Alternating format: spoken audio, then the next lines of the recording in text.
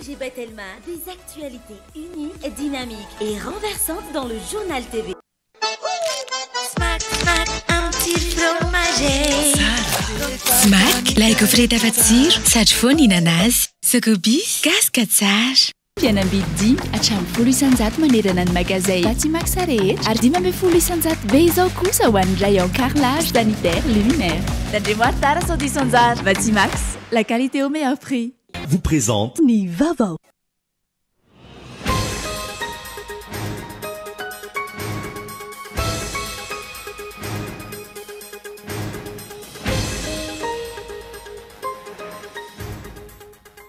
Tena maloha tena tokoa ve Madagasikara raha ny zava-misy eto amintsika amin'izao fotoana izao. Tena misy marina ve ny fahaleovantena ka firenena afaka mimpanjanaka ary afaka mifahoriana sy ny fahasahiranana mianjady ny firenentsika.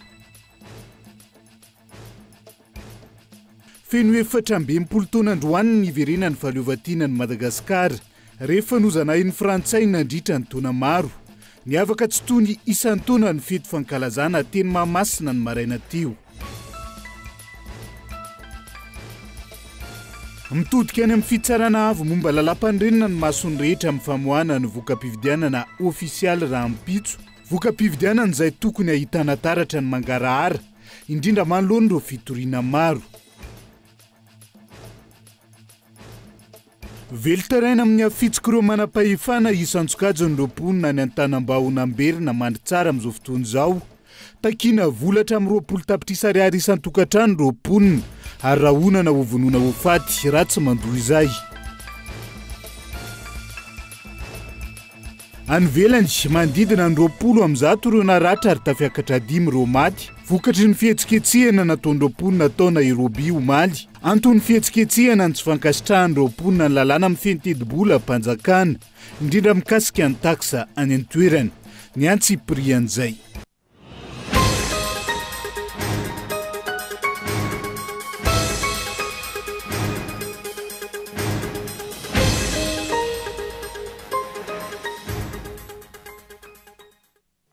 Alarobia fahenina amby 20 ny volana Jona taona 420 amby 2000 ankafaliana indray tomboky lasy tomboky vavy no hitsidiana ny tokantranonao amin'ny ality tonga soa ato anatin'ny fotoana ny fampahalalam-baovao manasanao ihany koa anarak'izay.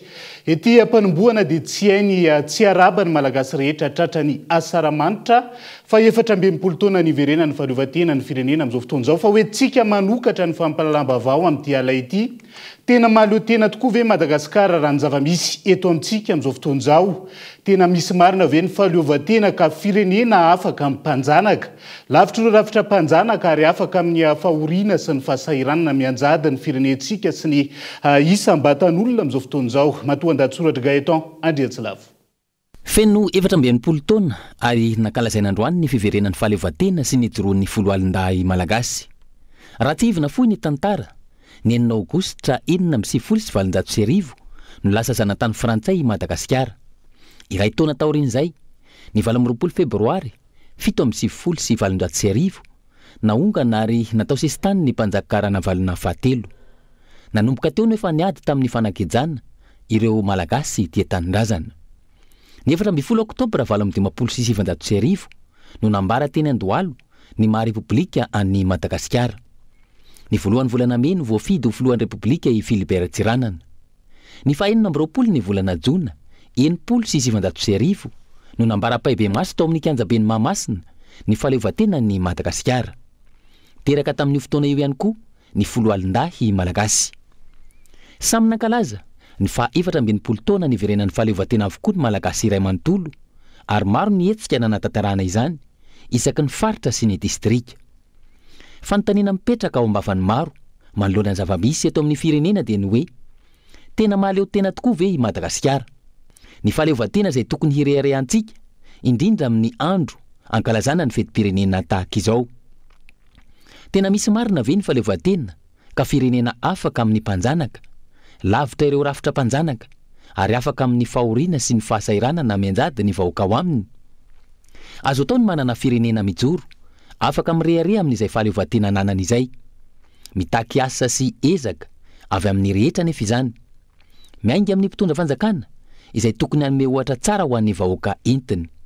ny mpitondra izay tokony hanana fandarana asa matotra sy mitombona mitsinjo ary manao lara-pahamehana ny tombontsoa ambonin'ny firenena manaja ny zo sy ny fahafahana ary ny fahalalahana maneho hevitra tsy izany anefa ny zava-misy eto amintsika toa lasa tsinotrinona ny tombontsoa ambony ho an'ny firenena lasa mijavatra izany hoe fiandrianam-pirenena raha ny zava-misy no jerena ny maraina teo teny amin'ny kianjan'ny Barea ohatra niteraka resabe ilay hiram-pirenena mariky ny fiambonianan'ny firenena malagasy toa asa petatoko no hita anyka voazimbazimba hatrany amin'ny hiram-pirenena efa fantatra hatr'izay anefa fa 20 jona ny fankalazana ny fetim-pirenena mila fiomanana tsara sy mialoha izany ahatomombana ny tsakany sy andavany ny fety atao izay mbola mifandraika amin'ny fiambonian'ny firenena ihany koa izay ivona ihany koa fa nisy ary voatsela akory izay ny fanovana ilay hiram-pitolomana mitsangana ary tanora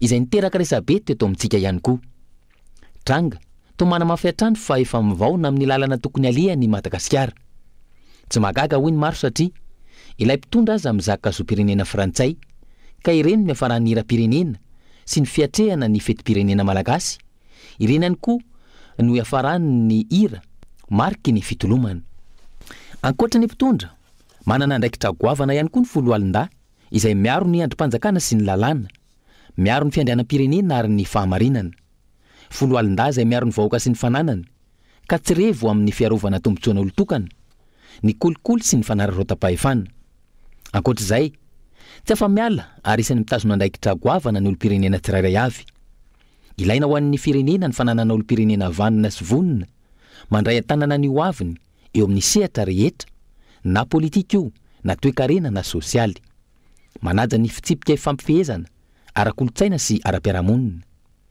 tsy afa-misaraka amin'ny fanandratana ny firenena ireo toko-telo mahamasana andro ireo dia ny mpitondra fanjakana ny tafika ary ny vahoaka tsy mandeha amin'izay laony ny fandarana asa rehetra raha tsy miara-miasa sy miara-mentana ireo telo toko ireo ka ny hirariny rehetra amin'izao fankalazana ny faha 14 taona ny verenan'ny fahaleovatena izao dia ny ananana Madagasikara soa sy tanindrazana na malala 20 jona 1709 20 jona 4 feno 4 taona katroka tamin'ity androan'ity niverenan'ny fahaleovatenany Madagasikara rehefa nozanay ny firenena frantsay nandritra ny taona maro niavaka tsy toy ny isan'ny taona ny fety fankalazana teny amin'ny kianjan'ny Barea Mahamasina ny maraina teo Gaëtan Andriatsilavo niavaka ny matso ny tanterana teny Mahamasina androany ary ny safidiny tsy hanasa vahiny avy any ivelany ny mpitondra fanjakana malagasy antony mbola amboarina ahafahana mahazo fankatoavana avy amin'ny kafa ihany koa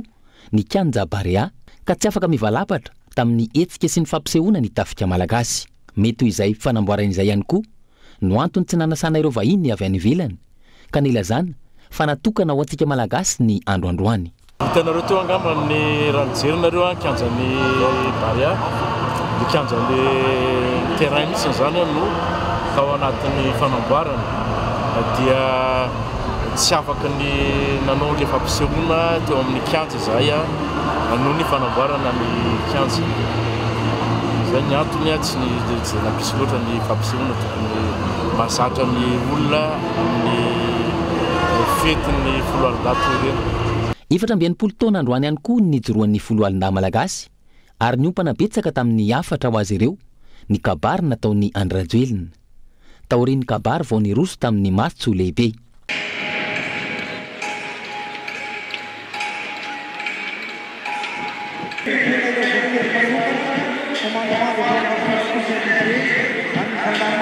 fa niriny rehetra ny anana folo alin-dà manantanteraka tsakany sy andavany ny asany ka ho lavitry ny kolikoly sy ny fiarovana ny tombontsoan'olombitsy maro lafo ihany koa ny fiarovana ny Madagasikara ka tokony ahay mandray andraikitra avokoa ny tsirairay avy atao hoe ny fiarovana Madagasikara dia atao hoe ao anatin'ny hoe la défense globale dia mandray anjara zany ny zay atao hoe misahana rehetra ny fiarovana Madagasikara na amin'ny fiarovana ny harem-pirenena na fiarovana amin'ny fanafiana avy any ivelany na amin'ny fiarovana rehetrarehetra mihitsy amin'izao fotoana izao ny atao hoe fiarovana dia arak'izay hoe global zay dia tsy hoe fiarovana tsony ny ara-miaramila sy zandary fa ny Madagasikara ray manontolo mihitsy na enona hatramin'ny hoe fiarovana ny kolotsaina dia tafiditra amin'izay fiarovan'izay na ny fiarovana ny volan'ny malagasy dia tafiditra amin'izay fiarovan'izay ny fiarovana ny arem-pirenena tafiditra amin'ny fiarovana izay no tokony hoe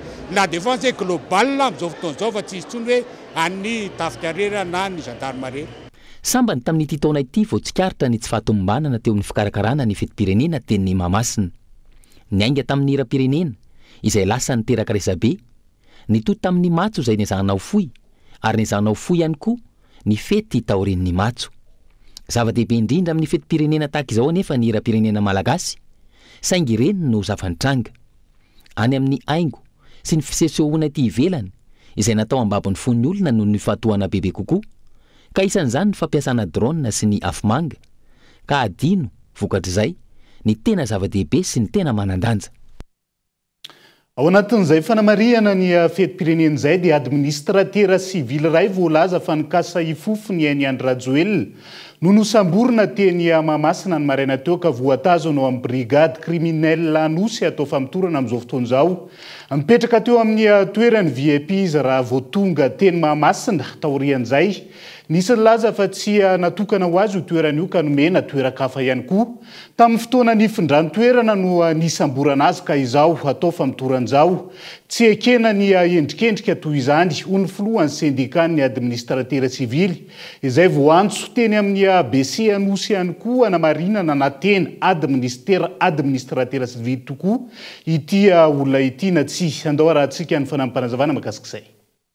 Aleo averina mahamatianina daholo ny asa rehetra eto amin'ity fanjakana ity fa zataon'io fa potika le administration publique zany resaka renseignement zany zava-tena saripady zany eraky ny firenena amin'izao tontolo zao fa eto amintsika zany dia manome fort renseignement manome zavatra sy tokony mena dia lasa manamindra ny tokony tsy samborina dia lasa manendrikendrika ny tokony tsy voendrikendrika dia izay zavatra zay zany mampanahirana antsika eto koa amin'ny sady président de fédération des grands corps no président syndicat des administrateurs civils no tenenako.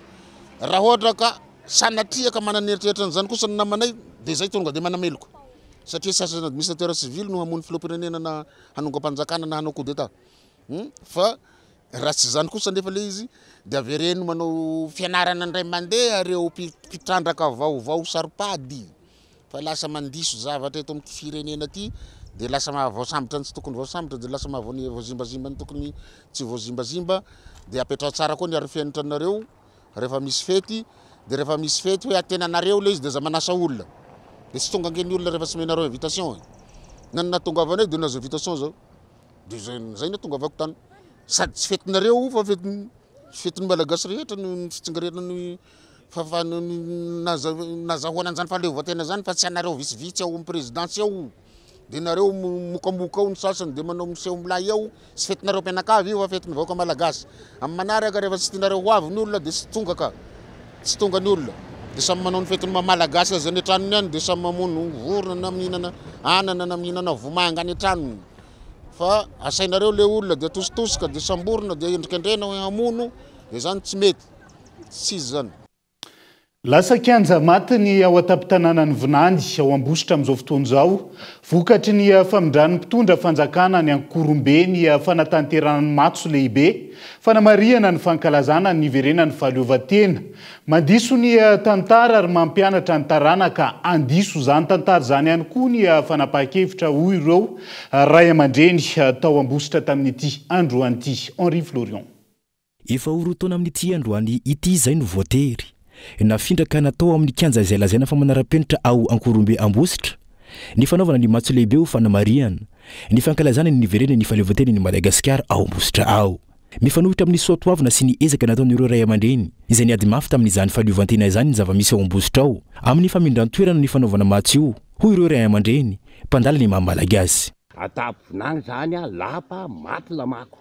Rehefa nikanja ary maty lamako amin'ny kianja amin'ny tolo malagasy na aty amin'ny faritra misy atsika dia tsy misy asiny tsony, tsy misy asiny ka ampy zany dia miskidy anakapoa amin'ny famindrana azy eny Ankorombe ary akoa dia asahany teny fa lapa kianja maty lamako ao Tapivinany amin'izao fotoana zao io Tapivinany io zany no ipetrahany fahatserovana rehetra mahafaritra moromania faritra moromania mahambositra nambositra commune urbaine na commune urbaine dia io tapivinagny eo nge nitsangambatony ny fahaleovatena no mijoro hoe io nge da be alohan'ny 203 zay no avozona io ny tsangambatony fahaleovatena naorina tamin'ny 1960 zany ahatsiarovana zany hoe fiveragnan'ny fahaleovatena malagasy zany. Eo ihany koa mbola maro ny tsangam-bato eo mbola eo no misy ny fahatsiarovana andreo atao hoe maty tamin'ny tanindrazana fahatsiarovana andreo olomanga rehetra reo maty tamin'ny tolona anisan'izany tamin'ny 7 ragny eo aby no misy ny tsangam-bato fahatsiarovana ny kianja maha hoe kianja ny mpagnaligna any maha-kianja ny mpagnaligna io atapivinagny io zay voasoratra taty afara moa fa kianja managny ny tantarany eo atapivinagny io kanefa rehefa misy ny fety amandamonana moa zany hoe nafindra ainy akorimbe indray nefa navanany maso. Asa aloha tsy fantatro na makamaka tahaka fotsiny tsika na makamaka sary ny Agnatananarivo mba misy magnara-penitra ao Mahamasina kianjany Baria dia ndakony tsika mba ataony magnara-penitra ny Akorimbe asa na sarisary ohatran'izany na amindrana zay fa sasanangy samy hafa io na mandiso tantara ary tia manovanova zavatra tsy mifanaraka amin'ny tantara ny mpitondra fanjakana amin'izao fotoana izao raha ny fanazavana trany ilaina ny fametrahana ny fankalazana ifamatotra amin'ny tantara mba holova soa ny taranaka. Na eo zany fankalazana ny fa efatra ambinipolo taona niverena ny fahaleovantena amin'izao fotoana izao tsy mbola mahaleo teny Madagasikara raha ny zava-misy ankehitriny ireo olom-pirenena nanaovana fanadihadiana tamin'ity androany ity isan'ny pirofo mivaingana ahitana taratra izany ny fiankinantsika amin'ny fanafarana entana avy any ivelany raha tsy ilaza afa-tsy ny vary eo ihany koa ny azo lazaina hoe fanafaran'ireo kojakoja samihafa izay isan'ny ampiasain'ny firenena amin'ny fiainana andavanandro ataon'ny fitondram-panjakana amin'izao fotoan'izao fity nokolona. Efatra ambinipolo taona niverena ny fahazona ny fahaleovantena tsy mbola mahaleo tena amin'ny lafiny rehetra i Madagasikara hatreto izany hoe mbola voazanaka hoy ireo olom-pirenena naneho ny heviny ahitana taratra izany fananana mpitondra mizaka ny zom-pirenena ireo mpanjanaka eo ihany koa ny fiankinando tanteraka amin'ny any ivelany eo amin'ny lafiny fampandrosoana ny firenena. Resaka fotsiny hoe mahaleo teny tsika fa tsika tsy mahaleo teny zany.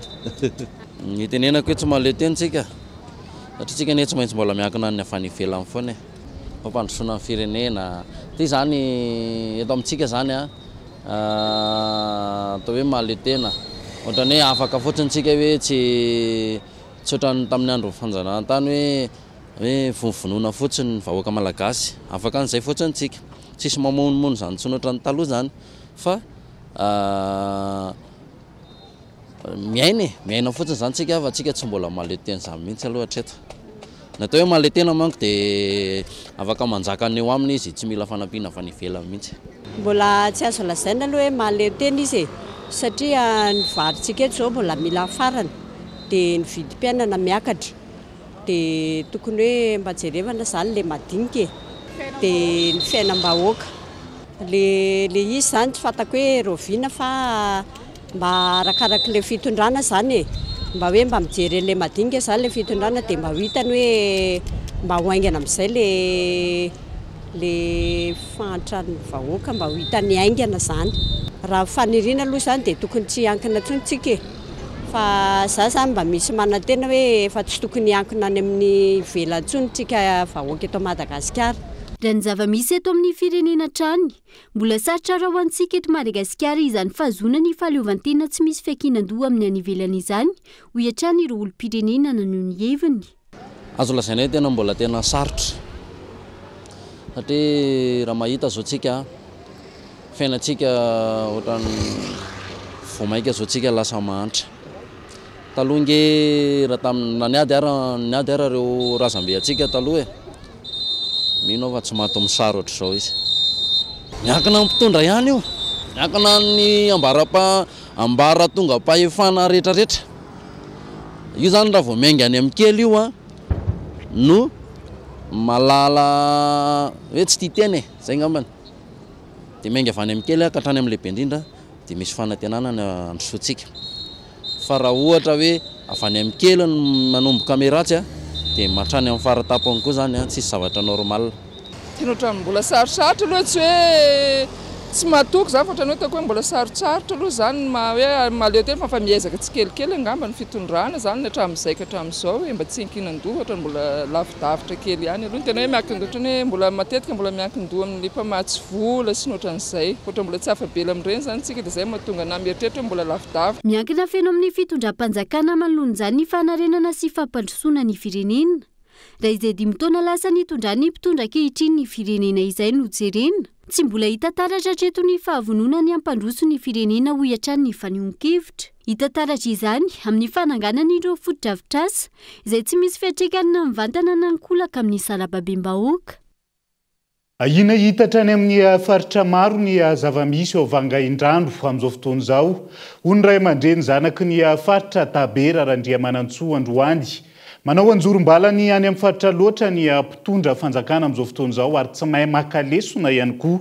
ao anatin'izay Henri Florian eo anatrehany fanapahan-kevitra izay andoraisiny Antaisaka tsy ankalaza ny fiverenana ny fahaleovantiana Androany sy ny antson'izay maro samihafa ary indrindra fa ny fanaovana anjorom-bala ny mpony ny Vangaindrano ataony mpitondra fanjakana ohatra amin'izany ny fanenjehana ny Mahavitara Silvestre ny Rara Masikolamali sy ny Rara Kristina Razanamasoa tsy mahay makalesona ary tsy mahafantatra ny tantaram-pirenena ny mpitondra fanjakana amin'izao fotoana izao hoy ny mpanao politika Tabera Randriamanantsoa eo anatrehany olana misy any amin'ny faritra atsimo atsinanany Nosiny manatantara zany ny région sud-est iny tamin'ity fisondrany andro Razely ity sady tsy nasiny ministry sady tsy nasiny zavatra namboarina cabinet namboarina tao sorena ny olo Vangaindrano ary tamin'ny présidentielle teo sy nomeny vato i andro Razely aveo mba zanana anankiray ny lasako candidat mba manana mahiza azy no gadranao tena zay ny mahasosotra ny olo Vangaindrano zao zareo zany nanao sisiky misy namona omba amin'ny renirano sisiko zany zavatra saripady misy amin'igny sud-est iny ny sud-est manontolo eran'ny Madagasikara zao telefony anah daholo sisy nanangana drapeau satria izy mpazaka telotsoky nanao an'igny communiqué igny hoe zay sanao 26 juin taiza tagnatin'ny 10 taona olo sanao fety 26 juin zany aminay amin'ny sud-est igny mahisaka tany 26 juin tamin'igny zao sisy 26 juin amin'ny faritra sud-est igny nangaseky ny 26 juin manahiragna zany tokony hitandrina ihany koa ny ao anivon'ny ACC izay hamoaka ny voka-pifidianana ny raha-pitso ka tsy izy ireo indray no hiteraka korontana eto amin'ny firenena ka eto ao dia ama ray aman-drenana amin'ny faritra Sematsinanan'igny mba mahaiza tantara-pirenena amin'ny firenena ty amin'ny fampitrahana ny olo hitondra fa amin'izao manomboka farafangana ziska Vangaindrano sisy ny mpitondra ministry misy mba ahafahany mifanerasera zay daholo mahatonga an'io disadisa io ka mampitanina sika mpitondra ihany zay rehefa akaika midina délégation ary fampresa amin'ny zanakiny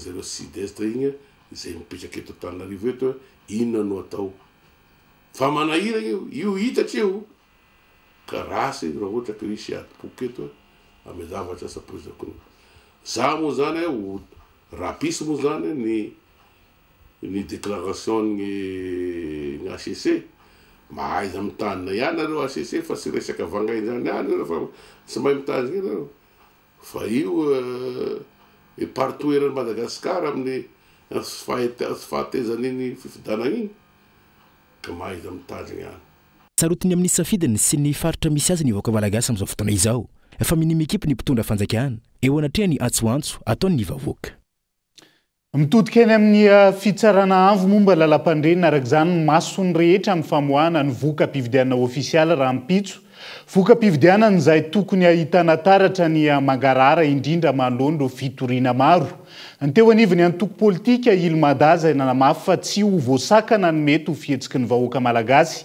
raha sanatria misy ny fanodikodinana ny safidim-bahoaka eo anatrehan'izay fitinokolona tsy tokony hitanilana amin'iza ny fitsarana avo momba ny lalam-pandrenana na ny HCC amin'ny famoahana ny voka-pifidianana ofisialy ho amin'ny rahampitso ho ireo mpanao politika maro ireo porofo sy fitaranana taoriany lesoka sy alabatomaro nandritra ny fifidianana solombavam-bahoaka iny izay tsy tokony hiandanian'ny HCC hoy ny teo anivon'ny Ilmada Androany Isan'ny nampiavaka ny voka-pifidianana tamin'ity fifidianana solombam-bahoaka ity, ny fisian'ny fitoriana teo anivon'ny kandidat ny fanoherana sy ny pomban'ny fanjakana.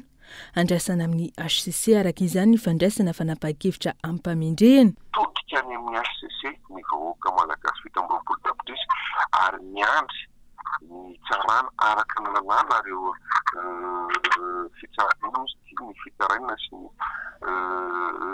requête maro samihafa izay napetraka ny teo anivon'ny fanjakana dia iandrasan'ny vahoaka malagasy fantatry ireo tsy tokony tanilana amin'izana mihitsy ny eo anivon'ny HCC fa hitsara araka ny lalàna sy ny rarasynitsiny ary ao anatin'ny soataovana malagasy no amoahan'ny fitsarana vombona lampandrenana zany zavatra zany mba hitandrovana no mety ho tsy fahafaliam-pon'ny vahoaka malagasy amin'ny ankapobeny tokony hitsara araka ny tokony misy araka ny lalàna ny HCC zany miankina amin'ireo namosti requête miankina amin'ireo pirofo na aratsara na aratsoratra na norona tsara izay voarain'izy ireo misy matoky aloha ny mividiry madama manokana fa tokony fanapahan-kevitra hitondra fitoriana tanteraka zany tsy hitanigana hitongilana na amin'izy fa hiteraka ao ray aman-dreny any eo anivony HCC. Safidim-bahoaka no natao tamin'ny 4 Mey lasa teo. Any amin'ny vahoaka araka izany ny teny farany raha sanatria misy izay fanodikodinana ny safidim-bahoaka izay raha ny fanazavana hatrany.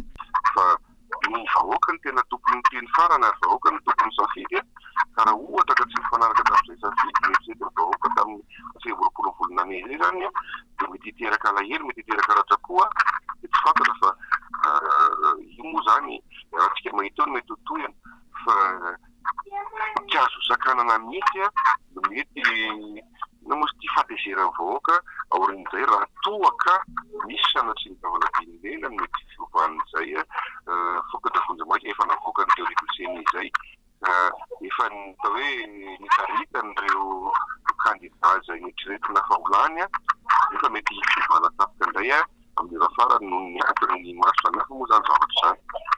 Raha ampitso 7 Jona no hivoaka amin'ny fomba ofisialy eo anivon'ny fitsarana avy momba ny lalam-panondrenana ny voka-pifidianana solombam-bahoaka amin'ny 10 maraina. Isan'ireo rarana fana tamin'ity fifidianana solombam-bahoaka ity raha tsy aivina ny zotra-pifidianana tamin'ny faratsio teo anivon'ny kandidat Ramilson Menjanahary sy ny kandidat mpanjakana Lalatiana Rakotondrazafy. Ankilan'izay ny fifidianana tany Ambatofinandrana nilatsahany filohan'ny anteny miera-pirenena teo aloha Christine Razanamaso.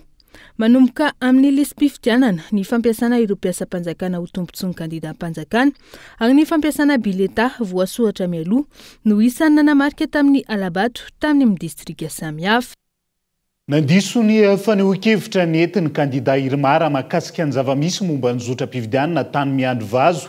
Ny solitena ny kandidat ny Firaisankina tany an-toerana. Mazava ny voalazan'ireo kandidat tsy miankina sy ny avy amin'ny fanoherana maneran'ireo distrika maro ny fanazavany fa tsy manana ny fahefana anao ny fomba rehetra angalaram-bato sy ampiasaina ny fitaovana ary mpiasa-panjakana. Ny kandidat tsy miankina sy avy amin'ny fanoherana ny tenan'izay miantso ny fitsarana avy momba lalam-panondrenana ihany koa amoaka ny voka-pifidianana araka ny famarinana tsy sy ny korontana any an-toerana. Fanampanazavana.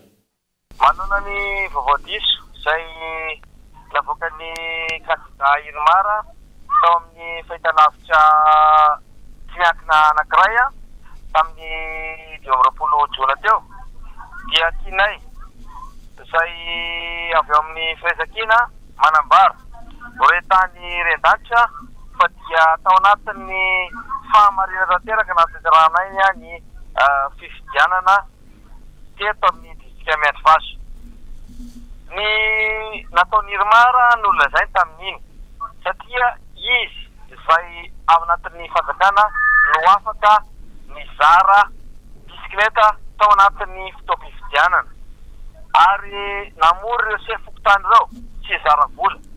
Ankoatran'ny faneriterena affectation ho an'ny mpiasa-panjakana tao amin'ny fampianarana sy ny fahasalamana izany dia izay no nataon'ny kandidat Irmara.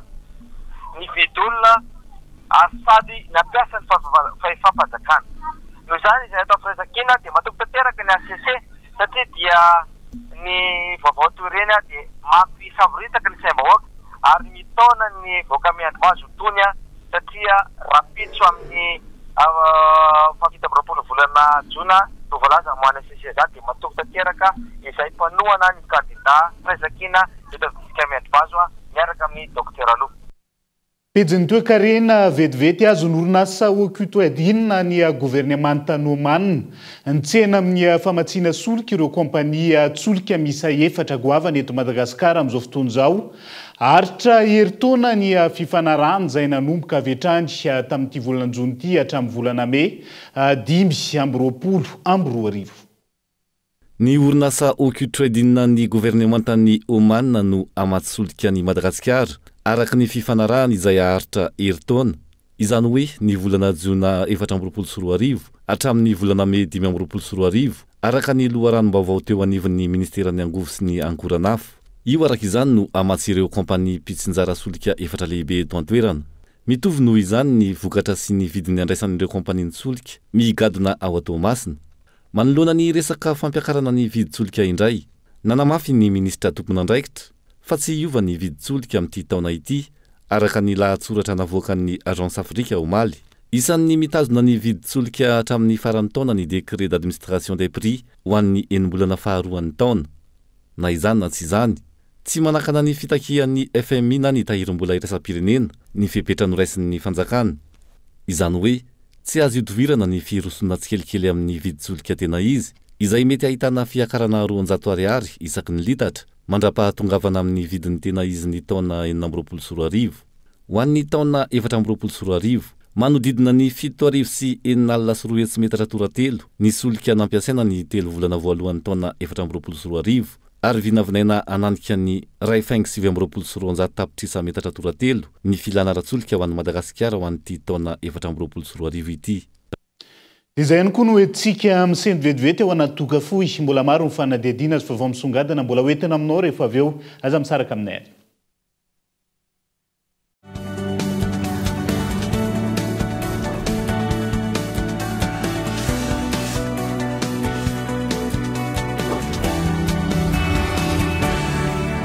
Nous avons exactement la recette dont tu as besoin. Mais d'abord, une bonne dose de crédit d'appel national, international, des SMS. Rajoute de la data. Encore. Voilà.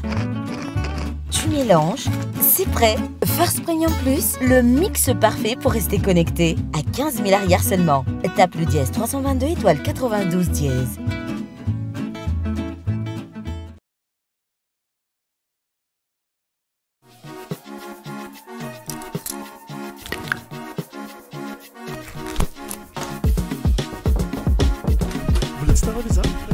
Asaramanitra miavaka be miaraka amin'ny Canal Plus, oronan-tsary vaovao be aranao amin'ny Novegas amin'ny endriny vaovao isaky ny sabotsy ny alahady sy ny sary miaina ho an'ny ankizy toy ny Garfield izay nadika amin'ny teny malagasy. Tsy adino ireo nahandro gasy mafilotra natolotra ho anao. Aza miandry lintsony ary ny 30 May hatramin'ny 7 Jolay. 30 andro be zao amin'ny To Canal Plus no azonao rehefa manao réabonnement amin'ny formule misy anao. Ahafanao misitraka ireo fandarana rehetra ireo e.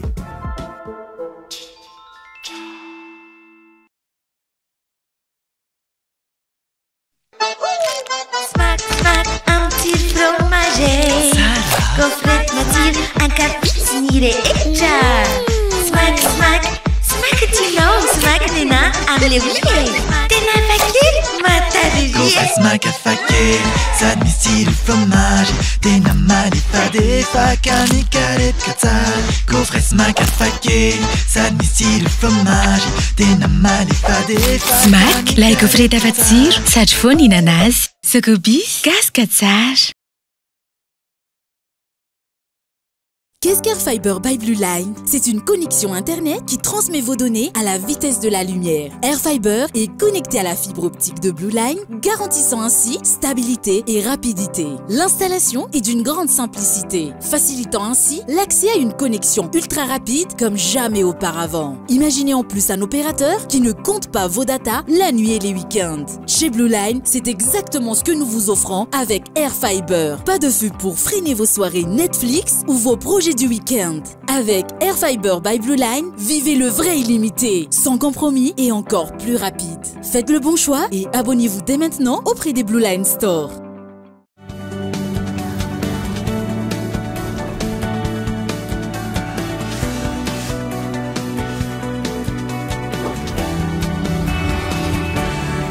mamena ny araba trano tonga kilasy tombovavy tonga soindray atao anatin'ny tapany faharoa amin'ny fampalalambavao amin'ity ala ity iavy hatrany azo any Toamasina vetivetsika ny alamainy ireo mpitory ny mpanao gazety Mikaelis Ndiamazo Malial taorian'ny favitany raharaha teo anivon'ny fampanoavana atao amin'ny fitsarana ambaratonga voalohany mpitarika fikambanany iray izay manana olana ara-tany ary ny prefeny Toamasina teo aloha no nitory azy tany amin'ny fampanoavana rehefa natsafa fa afa-baraka tao anatina lahatsoratra an-gazety mpivoaka isan'andro Erenao Razafimanina Kolo Toamasina.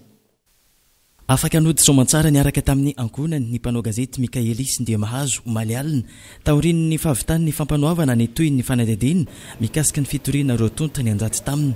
Ny iray mo fitoriana avy amina mpitarika fikambanana izay manana olana ara-tany, ny iray faharoa kosa fitoriana avy tamin'ny prefet ny Toamasina teo aloha izay samy fanalambaraka tao anatina lahatsoratra an-gazety mpivoaka isan'andro no loha-mpiapangana ny anjehana azy. Nisy ny fanehoan-kevitra nataon'ireo mpanara-baovao. Matetika miverimberina le raha satria le mpagnano gazety asany mazava be le asany mizaka mitantara ny zavatra misy ao fa le source d'information zany misy mamoroporona agny ary misy tonga de mizaka hoe magnano diffamation publique azaveko kely olo diffamation publique zany angambany toko tsy de terme juridique be le izy fa toko mbangovangony fangalabaraka olona masim-bahoaka ohatra na hoe amina réseaux sociaux ohatra izy amizao satria fa mitatra atsika amizao zany ny mpanao gazety dia manana statut ao zavatra nataony dia nitantarany zavanisy teo amasin'ny public mba ho fantan'ny public ao ary misy proof le izy zay le tsy mampitovy anazy raha ohatra ka nitondraka hoe nanao diffamation publique tsisy proof le izy dia afa zay zavatra zay fa anagnana proof le izy anjaran'le voapanga no mitondra proof zany faharoa zay atsika anatin'ny démocratie dia asan'ny mpanao gazety koa zany donc zany malalaka ny fitenenana ka tsy hitako mihitsy le olana amin'igny vaovao takan'igny zany satria misy atao hoe intérêt public zany hoe intérêt ny besin'ny maro mafantatra vaovao ary igny zavatra igny koa entina mba hoe fiarovana ho an'izay mbola anaonao fatany zany tsy hoe manam-pahefana na inona ny place misy anao na hoe inona ny place anao kanao ka anaonao fatany anao amin'izay zavatra hors la loi zany hoe tsy manara-dalàna donc zany manana zo ny mpanao gazety izarany vaovao amin'ny zavatra ohatran'ireny ka tsy hitako misy ny olana amin'iny zavatra iny ka zay moa eto dia manotrina ary miady hatramin'ny farany ny zavatra marina sy rariny araka anareo mila maharaka anareo ary atsika koa zany matoa izy igny anareo aza magnanognano fatany fa misy mpanara-maso akaiky anareo amin'izay zava-misy satria misy mpampameno lakolosy. Oui, tegna mpagnaraka isan'andro ary tegna ilaigny magnampy angamba tsy zaraiky fa maro olo ampiany io page io. Misy moa zagny ny vaovao mafana moa zagny nafantarantsika ny kami dia avy eo misy any raha mandalo an-tanàgna eto any tsy fantantegna fa agnatin'ny page igny koa fantarantegna ananjy ary eo ihany ny vaovao mafana nafantarana ananjy fa ohatra amina olo very maro raha hitavandran'olo ananjy na ohatra misy raha very olo marary raha amina personnellement aloha oui tegna mpagnaraka anazy alony marina misy nisy eo satria matetika ny zavatra tsy marina foana boboena voaka Facebook eo fa aloha ny vahoaka malagasy tompy dia mila zavatra marina sy zavatra voaproof dia ohatrohatr'izay mihitsy zany na mahatonga anahy manaraka ny pejiny kami partage amin'ny zavatra avoakan'ny kami satria ny zavatra marina ohatr'izao ny ilaina ny zavatra mangarahara zay tena ilaina amin'ity firenena iaraha-manana ty ny tena toka zakan'izay daholo ny rehetrarehetra na ny mpitondra zany na ny vahoaka zany toka zakan'izay hoe fahamarinana zay tokony hoe ny fahamarinana mihitsy zany tokony mila seho vahoaka mihitsy zay fahamarinana zay satria izay ny zavatra takiany vahoaka amin'ireo mpitondra tsy mitombona araka ny tokony ho izy ny voalaza ao anatin'ny loha-mpiapangana napetraka ireo mpitory fa fanalambaraka an-gazety ny famoahana ny vaovao marina no sady misy proof sy vavolombelona indrindra fa famoaham-baovao tena ilainy daholobe. Ny diffamation boka amin'izany dia karaha hoe fangalana baraka zay zany fahaizako an'izay raha zay tsika zany dia miainga amin'ny tsika mpagnano gazety mafantatra tsara fa alohan'ny anaovantsika ny raha raika dia tsy maintsy misy ny recoupement ataontsika dia avy tamin'ny alalan'ity zany no natonga n'le hoe diffamation araka ny fagnontaniagna takeo fa nefa raha ny fomba fijerintsika mpagnano gazety amin'ny alalan'ity taratasy izay navoaka an'ireo manam-pahefagna avy agny an-tanambony manampontsy dia azontsika lazaigna fa hoe tsy diffamation matoa nisy an'ity ary matoa izy ty navoakany ty na ny tagny amin'ny Facebook moa ny lazantsika azy na ny tagny amin'ny gazety ny lazantsika azy zay nivoan'ity tantara tika amina zany dia mijoro eto atsika mpagnano gazety jiaby manao ny namantsika fa dia apetraka atsika amin'ny tribunal moa zany nia fahefagna maefa makasika an'izay amin'ny alalan'ny any ty hoe niakatra parquet namantsika kamindy mahazo dia vory lamigna aketo atsika jiaby misy olo-tegna ary magnotro. Voalohany indrindra aloha zony rehetrarehetra ny mitory manana zony olombelona rehetrarehetra hitory raha misy zavatra manohitoy ny fiainany andavanandro avoaka ny mpanao gazety anankiray any amin'ny lahatsoratra na amin'ny radio moa zany na amin'ny télé fa kosa tokony anaraka ny procédure na plainte fomba fitoriana zay voafatra ao anatin'ny code de la communication zany hoe raha manana azy olo olona avy hatrany raha vao manohitoina ananjy mangataka aloha izy mangataka démenti izy ary misy fetrandro zay raha tsy manao démenti an'le zavatra lazainy fa manohitoina anazy ao anatin'le lahatsoratra gazety na radio na télé le mpanao gazety na le orinasa tseratsera iny dia afaka mametraka amin'izay zay fitoriana ny toriana amin'izay fotoana zay dia ny talen'ny famoahana eny amin'le orinasa tseratsera any mipetraka le fitoriana amin'izay fotoana zay satria iny no namoaka an'le vaovao fa tsy le mpanao gazety tato ny mpanao gazety dia nitrandraka dia manaraka an'izay dia eo ny tonian-dahatsoratra dia zavatra hoe any amin'ny amande no tokony hoe raha misy fahadisoana tokoa le mpanao gazety any amin'ny amande no anjaran'le mpanao gazety amin'izay fotoana zay. Ity fitoriana ty zany tsy nanaraka reo atanatsoratra reo amiko zany tonga fitenina mpisolivava anankiray zay hoe bakal le procédure zay narana am'ty kanefa ary zay ny atsoko ary angatahako fa za mino tsy manatena fa zareo anivon'ny fitsarana dia mahalala an'izay ora maro no lany nandritra ny fiakarana fampanoavana ary alina tanteraka ny andro vao vita ny raharaha mazava araka izany fa tsy fanalambaraka an-gazety velively ny zavanitranga fa tsy fahazakana ny fahamarinana fotsiny tsotra izao izay ny afara tamin'ny fahatsapatena ho afabaraka tsy nisy ny fanasaziana ary tsy nisy ihany koa ny fampandoavana lamandy izay nirin'ireo mpitory fatratra hiatra amin'ny namana mpanao gazety Mikaelis Ndiamahazo. Velitaraina amin'ny fitsika ireo manam-pahefana isanjokajy ny roponina ny Antanambao namberina mandry tsara amin'izao fotoana izao. Takina volatra amin'ny roapolo tapitrisa ariary isan'ny tokantrano roponina ary raha onana ho vonoina ho fatara tsy mandoa izany. Fitakiana vola izay tsy misy antony fa ataon'ireo manam-pahefana ankeriny fotsiny ihany Hilariana Soneny. Vola mandidina ny 10 tapitrisa ariary na 300 millions no efa nahoriny ireo miaramila sisy fokontany any amin'ny commune Antanambao Nambirina distrikiny Mandritsara tamin'ireo mponina any an-toerana hatramin'izao araka ny fitataran'ireo voakasika. Terena tsotra izao tsy misy antony izy ireo andohatra amin'ireo 10 tapitrisa ariary isaky ny tokantrano ary raha onana ho vonoina ho fata raha tsy manefa io. Ya mbola mahakasiky tohany koragna lomalogna izay mahakasiky ny maramila.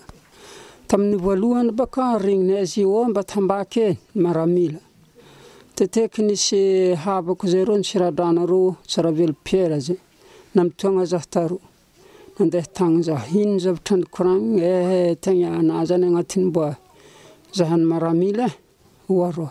Raha ino ny antony ro satria zah toro olo tsara nagnano zavatra tsy manjary ato amin'ny faritry bidaoantsika ary tsisy notin-drahany mifokotany neo amin'ny commune neo agny amin'ny zandaro neo amin'ny agny amin'ny district tsisy ke raha nagnino zanjany rina ke ny raha koragny tahino malaha raha fanagnano izy avy teboko nandeha tamin'ny présidata ke tonga tagny zaho ny koragna taminazy anany satroko mafatoky ny loha ary napetraka ny fokon'olo ato zany zavatra regny kilaza tegna agnisan'ny mampalahelo zaho ary agnisan'ny mahagaga zaho anefa mbo regninao eragna ny pitrahako tato itsika ny aramono raha misy ny zay hadisoako azo nahambara raha tsisy azo nahambara fa zahay tegna magnapetraka fahagagagna zany aminao amin'ny zavatra ke fandrefy zaho zany vola roapolo tapitrisa zany zay moa zahay fivolagna président ary zany tsisy aminahy satria zahay to mahandro sady bado tsy manandraha kan'izay nahagagaza. Ireo manan-katao rehetra ao amin'ity community no kendren'ireo miaramila sy sefokotany amin'ity tetin-dratsy ity. Ny sefokotany no mandray ny listritr'ireo olona kendrina. mambolona vanila sy jorofo ary kafe no fotom-pivelomany ankamaroan'ireo mponina ka efa ataon'ireo olon-dratsy ireo kajy rehetra amin'ny vola tokony ho azony amin'ireo mponina. Tsy mihoatra ny iray andro ny feam-potoana omen'izy ireo vahoaka andoavana io vola be io, raha tsy izany tsy maintsy vonoina. Nisy fagnantsovagna président Fokotany mahakasiky ny vola. Ka araka ny teny anazy mikarakara are mo raha tsy mahita erigna maraigny. Voakopoko zany araka ny teny président tamin'ilay zanakolahy. Zany kele areny raha mandreniny mikarakara vola izy koa nagnanibaka zahay io poko satria izy koa basy namagna ila matahotro baka amin'ny zanakantegna ho foaty. Ny karakaraigny ny vola. Hita ny vola fitohetsy haterigny tamin'ny maramila tsy nikehiny. Atero aminahy fogna moa zaho koa tikisinare. Zany araka ny tenin'ny président.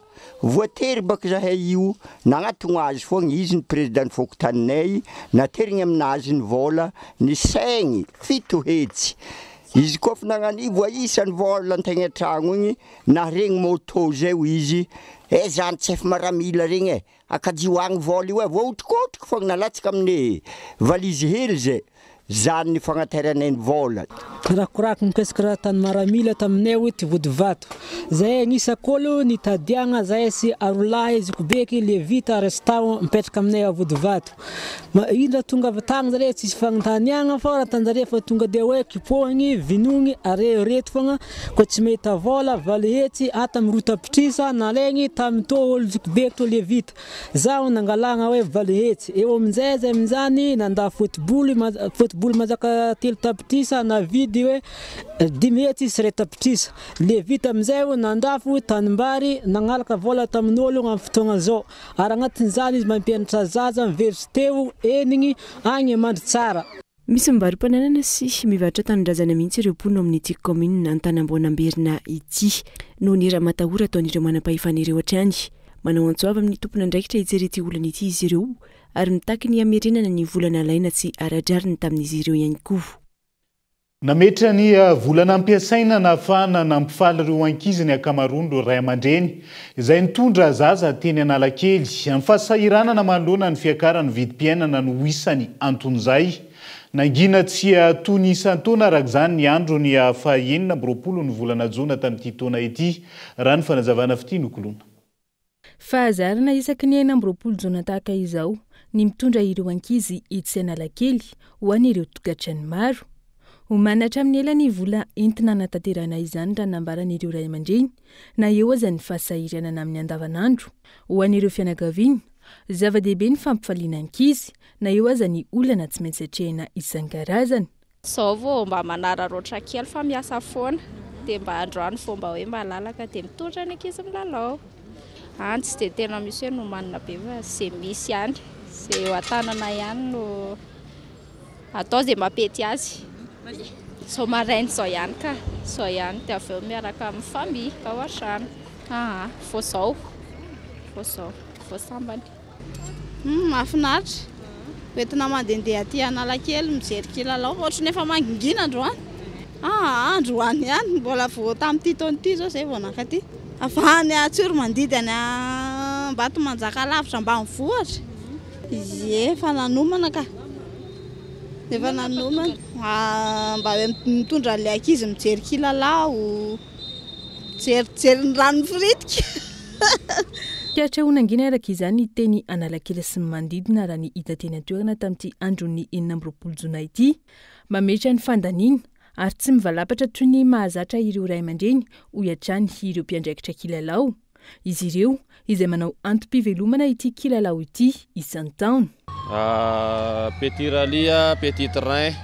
Ireo zao tena kilalao entina ity rehefa fety dia trampoline. Izay mihitsy no manamboatra dia izay mihitsy ny tompony. Rehefa le io zany miankina amin'le fanarahanao amin'ny commune sy le any ahafahany mijery sy ny karakaranay an'ity. Izay ny ataonay rehefa le alohan'ny fety dia tsy maintsy mifanaraka amin'ny zareo satria zareo ny tompony andraikitra amin'le toerana sy le any dia izay ny tsy maintsy hifanarahanay. Raha eto aminay zany zao dia efa atao an'le zaka be sy maro le izy satria 2 arivo fotsiny dia efa afaka milalao an'ireo zavatra rehetrarehetra ireo. tsisy ka tsisy ty zao 5 minutes dia ty machine ty 6 tour dia trampoline koa 5 minutes tsy voafetsy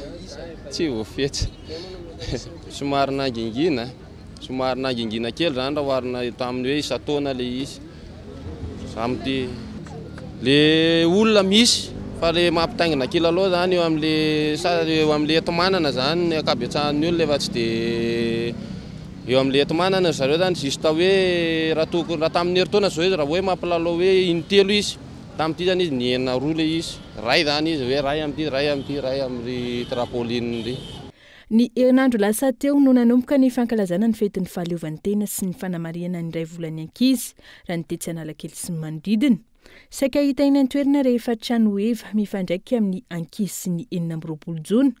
Amin'ny ankabeny, manomboka amin'ny 2,000 ariary farafahakeliny ary 5,000 ariary no andraisana anjara amin'ny karazana kilalao iray. Ireo karazana lalao toy ny manège no isan'ny mahasarika ireo mpanjifa raha ny hita teny an-toerana hatrany. Miatra amin'ny vahoaka malagasy rehetra ny fahasahiranana mahazo ny firenena amin'izao fotoana izao. Tsy mandeha tsena ireo olon-tsotra izay manao karazakasa azom-bola ihany koa rehefa fety toy izao. Araka ny fanadihadiana entiny Nelarana Evson. Tsy mifidy fa mitohatra ny asa fitadiavana ho an'ny malagasy maro. Tsy misy fotoana anaovana fety fa tsy maintsy manao ny asa fitadiavana antontsy ny anna androany tadiavana androany ihany. Raha ampitahina tamin'ireo fety tany aloha, hita taratra fa miasa irana ny vahoaka malagasy raha nisy fanadihadiana natao. Tsy mandeha ny tsena ary saika hita ihany koa fa na eo aza ireo ray aman-dreny mitondra ny zanany manao fety tsy toy ny tamin'ny taondasa ny fandanim-bola. Manoloana ny fahasahiranana, misafidy ny hivarotra mandritra ny fety mba hanararotra kely ireo fianakaviana sasany mba hitadiavana vola saingy tsy araka ny eritreretina ny zavatra hita. Tamin'ity taona ity vao mba mivarotra fa ina misy teo tsisy vola dia mba mitady vola anampinany anatin'ny tokantrano. Zao dia davana vola nefa misy fetrany ihany koa le ety satria izay mandalo ny ety fa tsy tena poniny ety. Raha anatin'ny tokantrano dia tady vola anampinany eo koa na fa tsy vitan'ny olona ray intsony ny fiainana. Anankiroa ary izao mitady vola sahirana. Anandro mitady za sanandro mitady manao an'ity composé ity ny asako dia fivelomako ty fona ihany. Fa tamin'ny hoaraka tamin'ny andavanandro zao an'ity zao masatra be zao le tsina tamin'ity tena mety mandeha. Any hoe varotra zany le fidiram-bola ao anaty tokantrano tsy ampy mahitsy nenio indrindra anao fiainana hoe efa mesarotra be dia tonga tena tsy maintsy aloha no varotra foana zany. Tsy no hanina androany tadiavina androany, no hanina rapitsy tsy mety tadiavinao rapitsy. Izay no mahatonga tena hoe aleo isaka raketo tsy maintsy mivarotra. Indrindra koa matsika koa le mananjanaka, ny zanaka tsy maintsy fidianana rindrina manosana zany. Kanefa n'le fidiram-bola antsika tsisy. Tsisy mbola tsy vaky vao sary ray izay no azatry ny narainy. Mbola tsisy fa tsy arakaraka le hoe mahafety ny andro. Tsy manam-bola ny olona tsy manam-bola dia voasary ray izao no azo amin'izao. Maka sary foana izay fa dia volona mihitsy zany tsy manam-bola dia izay mahatonga an'ilay izy tsy dia mbola misy sary fa izay rehefa avy eo tsy fantatra aloha. Naroatra kely mba mitady vola io mba fivelomanay nefa izao zao dia tena mbola voasary ray no azo. Tena na tamin'ny herintaona koa raha dia ohatr'izao efa tsy manam-bola amin'ny malagasy efa tsy manam-bola. Amin'ny ankabeny, nangina ny fankalazana ny fetim-pirenena tamin'ity taona ity ary hita taratra tamin'ny faritra maro teto Antananarivo izany. Manaitra ny fitondram-panjakana amin'izao ireo olom-pirenena mba hijery akaiky ny fahasahiranan'ny vahoaka amin'izao. Dia izay ihany koa tomboky lasy tomboky vavy no entina manakatona ny fampalalam-baovao amin'ity ala ity. Naiza misy anao isorany ianao nanaraka ny fampalalam-baovao hatramin'ny farany veloma tompoko.